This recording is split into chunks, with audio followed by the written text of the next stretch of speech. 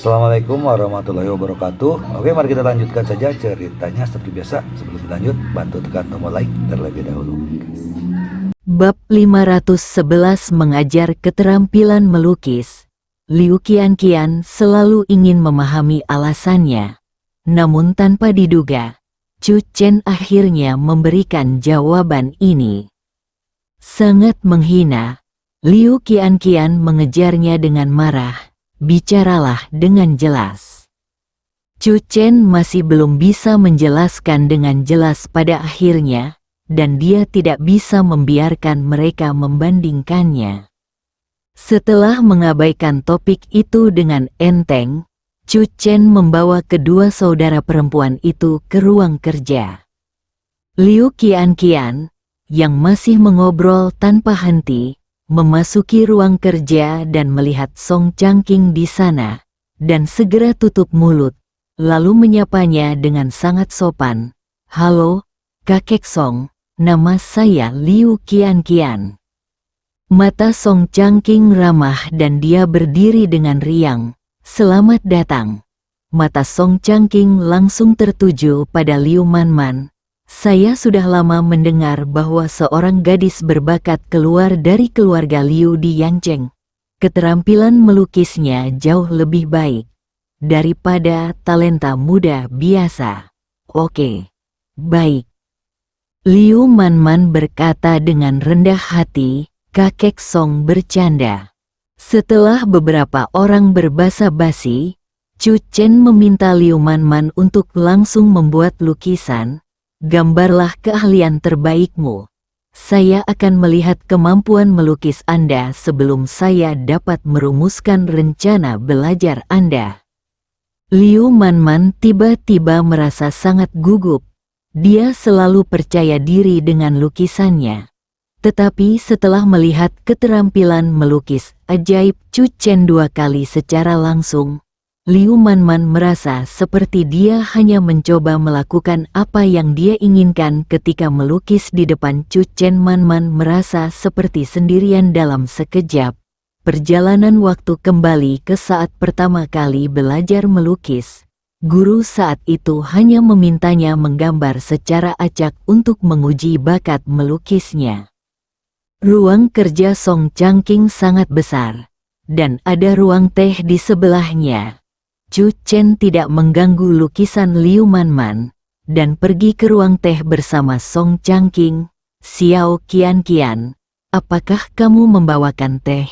Sedikit rakus terhadap teh peri Beihua dari istana Beihua, sehingga wangi teh yang melimpah membuat orang lupa untuk berangkat dan mudah ketagihan.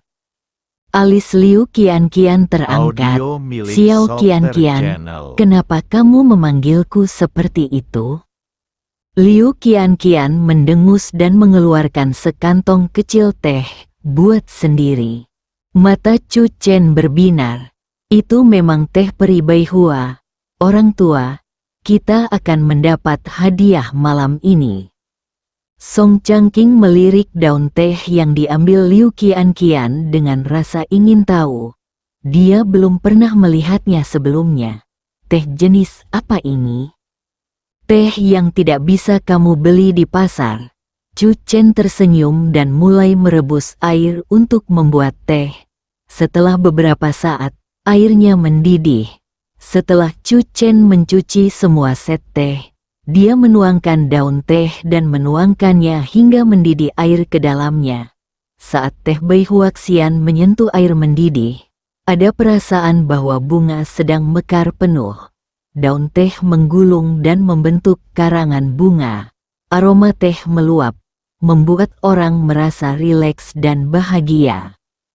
Semangat Song Changqing meningkat, dan dia memperhatikan gerakan halus membuat teh Chu Chen dengan saksama, berharap dia bisa segera menyesapnya. Dia juga seorang pecinta teh. Segera, Chu Chen menuangkan secangkir teh dan meletakkannya di depan Song Changqing.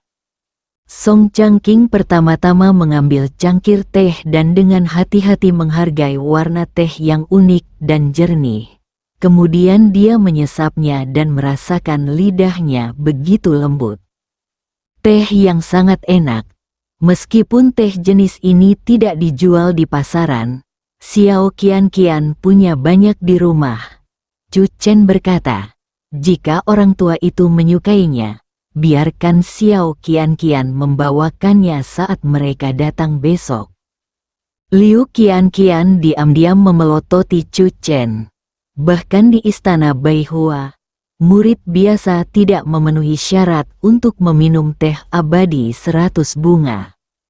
Orang ini hanyalah pemerasan, jangan pernah memikirkannya. Song Changqing tersenyum dan meletakkan cangkir tehnya. Saya sangat malu, tapi saya sangat suka teh ini.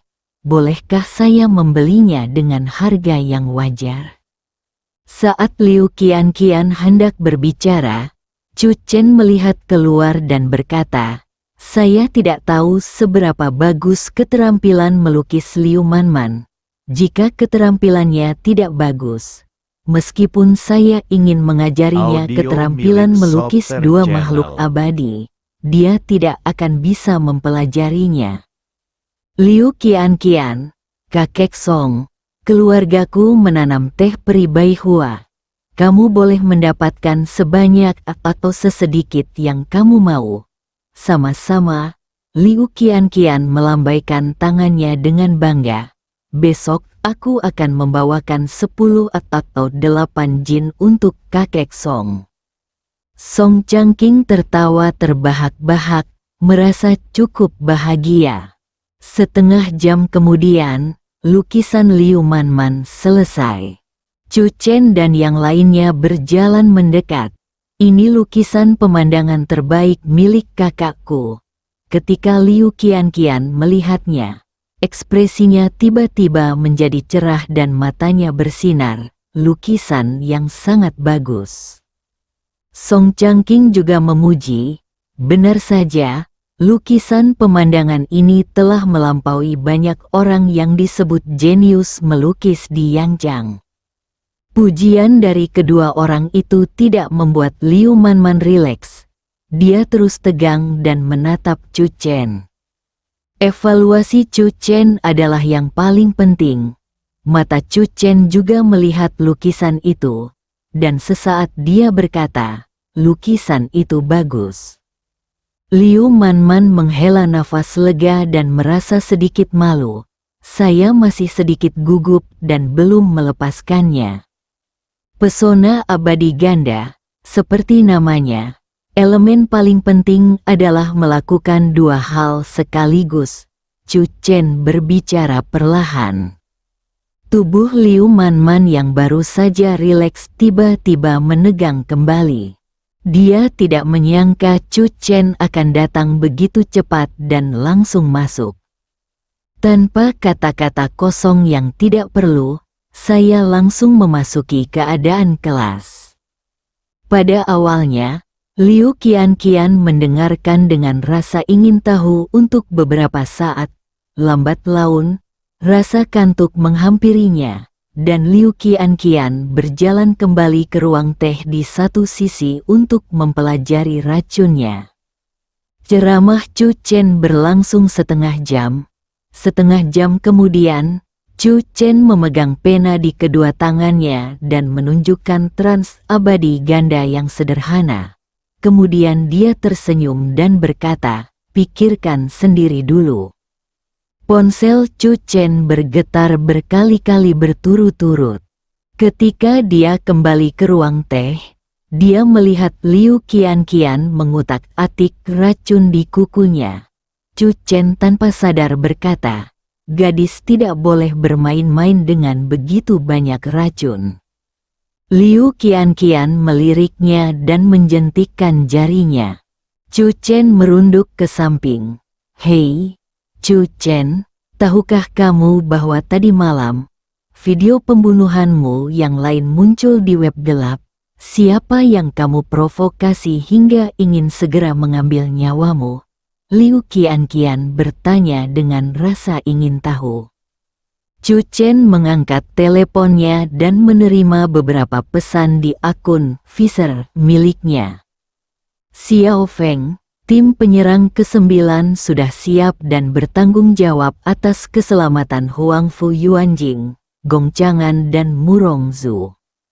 Jiang Yingtao, berita terbaru adalah tim yang tidak diketahui asalnya telah datang ke Canceng, diduga terkait dengan peta misterius Tianji.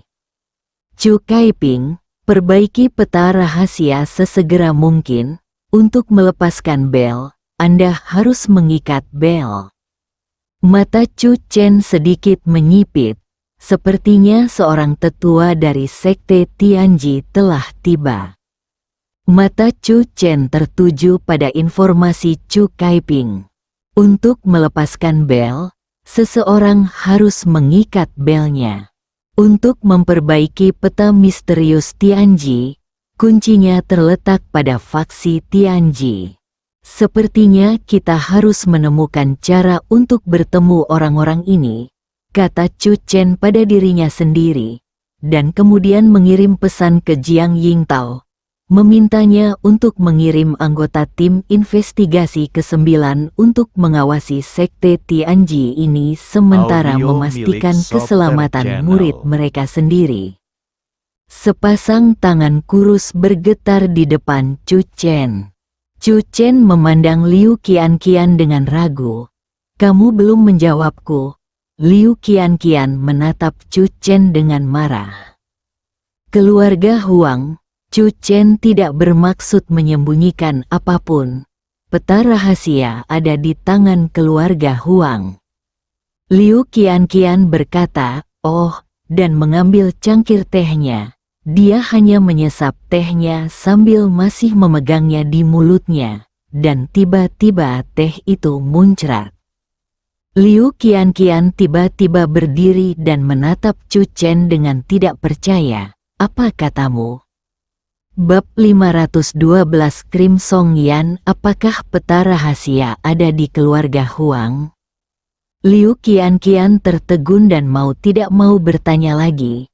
Apakah Tianji Xuantu ada di keluarga Huang sebelum dia menghilang? Peta surga misterius menghilang di ibu kota. Chu Chen melirik Liu Qianqian. Video yang dirilis di web gelap tadi malam diambil di rumah Huang. Di mana peta rahasia hari itu? Liu Qianqian membuka lebar matanya. Tentu saja sudah diserahkan kepada pejabat. Chu Chen tersenyum. Ngomong-ngomong, aku harus berterima kasih kepada Xiao Qianqian karena telah mengubah kondisinya. Kalau tidak, aku benar-benar tidak tahu harus berbuat apa ketika aku mendapatkan peta misterius itu dari surga tadi malam. Liu Qianqian, peta rahasia surga ditemukan oleh Chu Chen begitu saja. Liu Qianqian duduk dengan hampa dan meminum secangkir teh peri Baihua untuk menenangkan suasana hatinya. Adikku benar. Meskipun keterampilan melukis dua dewa sangat berharga, rahasia langit dan bumi sungguh tak ternilai harganya. Apa yang dia lewatkan? Liu Qianqian tanpa sadar berpikir bahwa dia tidak sabar untuk menghitung Chu Chen untuk menukar taruhan pada peta misterius surga dengan adegan mengajari Liu Manman keterampilan melukis yang mempesona dari dua makhluk abadi tanah untuk merangkak masuk. Itu sangat memalukan. Pada saat itu, dia mengira Chu Chen berhasil membalas dengan sebuah gerakan. Tanpa dia sadari, dia tanpa sadar jatuh ke dalam perangkap Chu Chen. Liu Qianqian merasa tidak enak. Dalam perjalanan pulang, Liu Manman tampak bersemangat dan sama sekali tidak menyadari kesepian Liu Qianqian. Qianqian, Chu Chen benar-benar ahli melukis. Liu Manman berseru, saya belajar lebih banyak darinya dalam satu malam dibandingkan dari guru lain. Terlebih lagi, bisa terpesona oleh dua makhluk abadi bukanlah sesuatu yang bisa dicapai oleh guru biasa. Pembohong, Liu Qianqian bergumam. Liu Manman mengemudikan mobil, menatap Liu Qianqian dari sudut matanya, dan kemudian berkata, Dewa Ganda benar-benar salah satu dari 5 master hebat di dunia lukisan. Terlalu sulit untuk dipelajari, tapi saya yakin saya bisa pasti mempelajarinya. Bajingan, Liu Qianqian mengertakkan gigi. Audio milik Liu Software Manman, Channel. mengapa dia merasa dia dan saudara perempuannya tidak berada di saluran yang sama-sama sekali? Qianqian, ada apa? Liu Manman bertanya. Liu Qianqian berkata pelan, Chu Chen telah menemukan peta misterius surga. Murid Liu Manman membeku, dan setelah beberapa saat, senyuman muncul di wajahnya. Bukankah ini hal yang baik? Dengan cara ini, krisis Chu Chen teratasi, dan tidak ada yang akan membunuh Chu Chen demi peta rahasia surga. Itulah yang aku katakan. Tapi aku, Liu Qianqian merasa IQ-nya dihancurkan oleh Chu Chen. Tetapi dia tidak bisa mengakuinya bahkan sampai mati. Setelah saudara perempuan Liu Manman pergi, Song Changqing juga kembali ke kamarnya untuk beristirahat, sementara Chu Chen datang ke tempat tinggal yang Xiao Jin. Paman Chu, Ning Zimo sedang menunggu di luar pintu. Song Qiu juga ada di sana, memanggil saudara ipar dari kejauhan. Sister Fairy sedang mengganti pakaian yang Xiao Jin, kata Song Qiu. Ning Zimo diam-diam mengepalkan tinjunya, tidak mampu menekan kegelisahan di hatinya, dan di saat yang sama, dia juga memiliki ekspektasi. Setelah menunggu beberapa saat, pintu kamar terbuka. Nangong Yun dan Yang Xiao Jin keluar pada saat bersamaan. Ning Zimo segera berjalan mendekat dan memegang tangan Yang Xiao Jin. Xiao Jin, bagaimana perasaanmu? Yang Xiao Jin berkata, sudah seperti ini beberapa hari terakhir ini, dingin dan sedikit gatal. Ketika Nangong Yun mengganti pakaian Yang Xiao Jin, dia tidak membiarkannya melihat ke cermin. Yang Xiao Jin tidak mengetahui situasi spesifiknya. Namun, dia masih menantikannya di dalam hatinya jika terbakar api, semakin parah setelah dibalut, setelah diolesi salep khusus Nangong Yun, sudah hilang tanpa bekas. Setelah 48 jam, lepaskan saja kain kasa dan cuci dengan air bersih, jelas Nangong Yun, lalu menatap Chu Chen. Chen, ikuti aku. Di tepi Danau Song, terdapat tumpukan bunga plum, dan bulan memantulkan pakaian bersalju. Chen, aku akan kembali. Nangong Yun tersenyum pada Chu Chen. Jiuxuanmen juga akan segera ditutup. Selama periode ini, tolong jangan menimbulkan masalah begitu saja. Para master tidak bisa keluar tepat waktu untuk mendukungmu. Jangan khawatir, Sister Jun. Chu Chen mengangkat tinjunya. Saya adalah tuan muda dari Sekte Jiuxuan. Saya satu-satunya yang menindas orang lain. Bagaimana orang bisa menindas saya? Tuan dan muridnya saling memandang.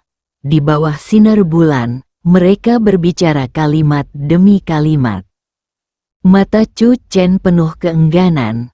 Dia dibesarkan di Jiuxuanmen sejak dia masih kecil. Perasaan Chu Chen terhadap 9 tuan, sampai batas tertentu, bahkan lebih besar daripada perasaan orang tua kandungnya. Ngomong-ngomong, sebelum aku pergi, aku akan memberimu ini. Nangong Yun mengeluarkan selembar kertas dan menyerahkannya kepada Chu Chen. Ini adalah resep salep yang digunakan Sister Yun untuk mengobati luka di wajah yang Xiao Jin. Hanya versi sederhana. Ini sangat cocok untuk produksi massal farmasi debu. Chu Chen terkejut. Pikiran Suster Jun bertepatan dengan pikirannya. Chu Chen telah berjanji pada Song Yan dan yang lainnya bahwa dia bisa menyiapkan obat kedua untuk Beichen Pharmaceutical. Targetnya adalah salep yang disiapkan oleh Nangong Yun sendiri. Meskipun ini hanya versi sederhana, kemanjurannya lebih baik daripada obat serupa yang ada di pasaran. Nangong Yun mengedipkan mata pada Chu Chen. Juga, saya memberi nama obat ini, salep Song Yan. Ini akan menjadi salep perawatan kulit terbaik di Tiongkok, dan itu juga akan menjadi hadiah ucapan selamat dari tuannya. Dinamakan setelah Song Yan, jika salep kecantikan dan perawatan kulit ini benar-benar bisa terkenal di seluruh tanah air, maka nama Song Yan juga akan bergema di seluruh negeri. Aku ingin menguji kemampuanmu lagi. Nangong Yun berdiri, ayo mainkan lagu, Dai Lian Hua. Chu Chen mengeluarkan seruling dewi. Seruling itu berwarna hijau dan jernih.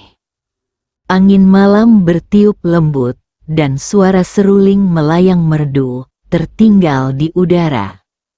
Berpakaian putih, ia menari dengan anggun, menari keliling dunia, seperti peri yang jatuh dari dunia fana, seperti kupu-kupu warna-warni yang mengepakkan sayapnya, dengan postur tubuh yang menawan.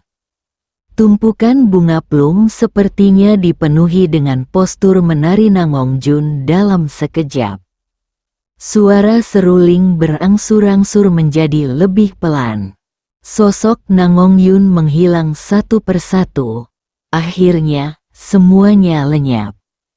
Chu Chen masih memainkan seruling dengan lembut. Tiba-tiba, dia merasakan hidungnya sakit.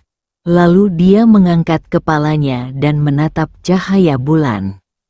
Kakak Juni, aku akan menunggumu kembali. Chu Chen tidak pernah bertanya kepada Nangong Yun mengapa Jiuk Xuanmen menutup gerbang gunung. Tapi dia punya firasat buruk bahwa Jiuk Xuanmen pasti punya masalah. Namun, jika ada masalah yang bahkan 9 master tidak dapat menyelesaikannya, memberitahunya pun tidak akan membantu. Dia hanya bisa menunggu. Chu Chen sangat yakin bahwa tidak ada apapun di dunia ini yang benar-benar dapat mengalahkan 9 tuannya. Chu Chen berdiri, menggunakan seruling sebagai pedang, dan mengayunkannya di bawah sinar bulan. Fajar, Song Yan baru saja bangun dan keluar kamar dan melihat Chu Chen sudah duduk di sofa. Apakah kamu begadang sepanjang malam? Song Yan menuangkan segelas air untuk Chu Chen dan berjalan mendekat. Chu Chen menyesap air, memandang Song Yan, mengambil selembar kertas di atas meja. Masalah Beichen sudah terpecahkan. Song Yan bingung, ini adalah obat kedua yang akan diproduksi Beichen. Chu Chen berkata dengan suara yang dalam, jika tidak terjadi apa-apa, Beichen cukup memproduksi obat ini saja di masa depan. Mendengar ini, Song Yan semakin terkejut.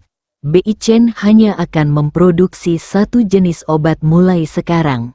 Itu tergantung pada tingkat obat yang dibutuhkan.